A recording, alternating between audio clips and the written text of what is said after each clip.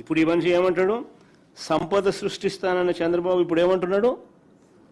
సంతానమే సంపద అంటున్నాడు.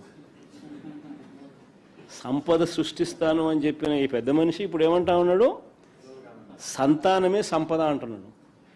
అని అంటూ ఏమంటున్నాడు? ముగ్గురిని కానండి, నలుగురిని కానండి అంటాడు. ఇంకా మోటివేట్ చేస్తూ ఇంకా ఏమంటాడు? మీరు ముగ్గురిని కంటే నేను 30,000 ఇస్తానంటాడు.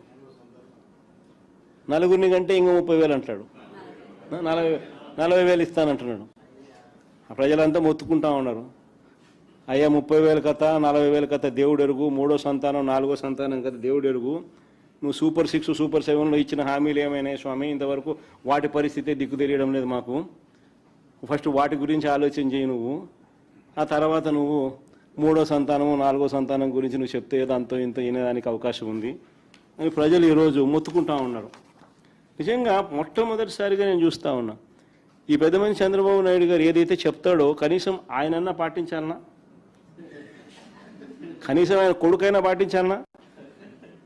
ఆయన కొడుకు ఒకడే, ఆయనకు ఒకడే, కానీ బీదోళ్ళకు మాత్రం 4 కావాలా. వాళ్ళు చదువుకోకూడదు, వాళ్ళ క్వాలిటీ ఎడ్యుకేషన్ ఇవ్వకూడదు, వాళ్ళకి ఇంగ్లీష్ మీడియం చదువులు ఇవ్వకూడదు, వాళ్ళ బతుకులు ఎప్పుడూ చితికిపోయి ఉండాలా అనే ఆలోచన, దిక్కుమాలిన ఆలోచన చేయగలిగిన వ్యక్తి ఈ ప్రపంచంలో ఎవడన్నా ఉన్నాడంటే ఒక చంద్రబాబు తప్ప ఇంకా మూడోవాడు ఎవడు ఉండడు.